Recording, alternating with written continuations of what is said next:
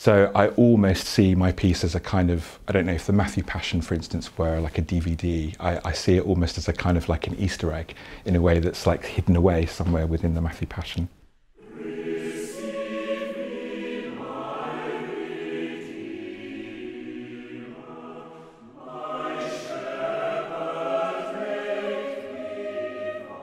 They're kind of just a breath when you suddenly hear this, as if, well, of course, the congregation would have joined in at those points and all stood up and, if you like, through themselves, deliver their own feelings through these hymns, as we know them, these chorales, expressing something of what was happening at that moment.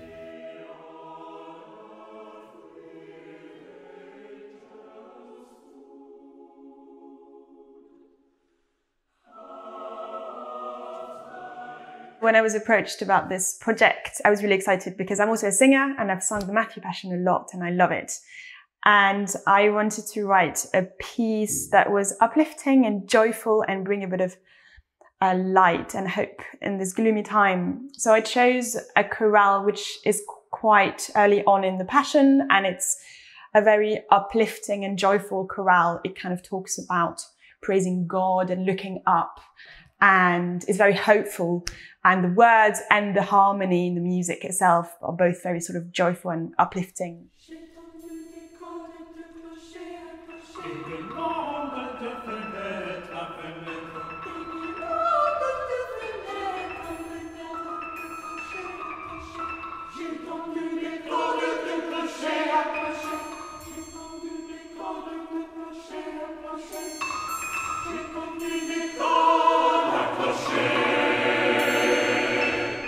I knew when I started I was either going to be terrible at it and hate it and never want to do it again, or I was going to love it, find it quite natural. And I did find it quite natural. So there's something about working with voices, working with texts that, despite me not having done it much, seems to come quite naturally to me. I seem to be able to do it quite quickly, which is a nice thing to discover at this point in my career.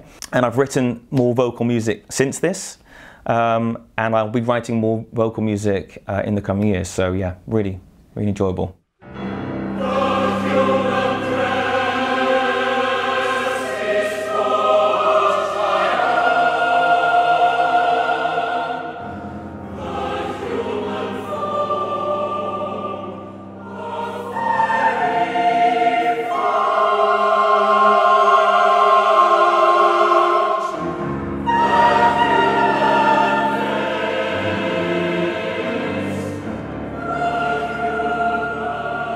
For this project, I chose chorale number 72, Be Near Me, Lord.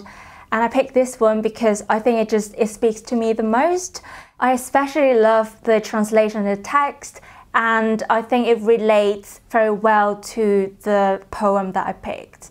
I think this project is such a cutting-edge project where what we are trying to do is to blend music from the past and the new together, where we're almost like expanding something new to the world so that to attract more young composer to compose more great new music.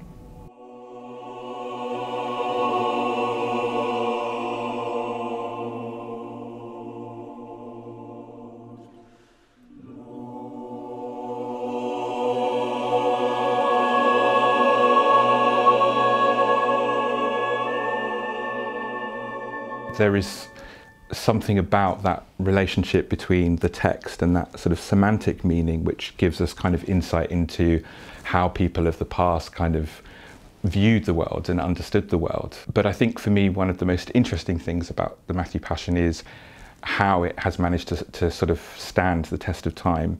And I think particularly in relation to just the number of sort of different reimaginings of the Matthew Passion itself. What's interesting about this sort of Bach-inspired project is that it seems to be a kind of continuation of that, of us kind of finding different ways to engage with this really amazing work.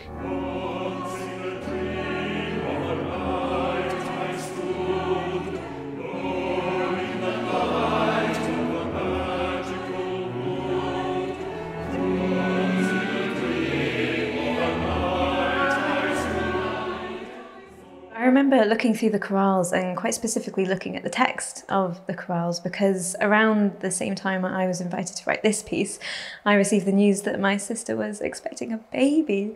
So it seemed really pertinent and lovely to be able to respond to the St Matthew's Passion with a celebration of new life and looking into that sort of theme. So in this chorale, there's a line that says "the glow of life," and I just thought it was such a beautiful and simple and very profound way of explaining this theme, and yeah, would just make a really lovely premise for a piece.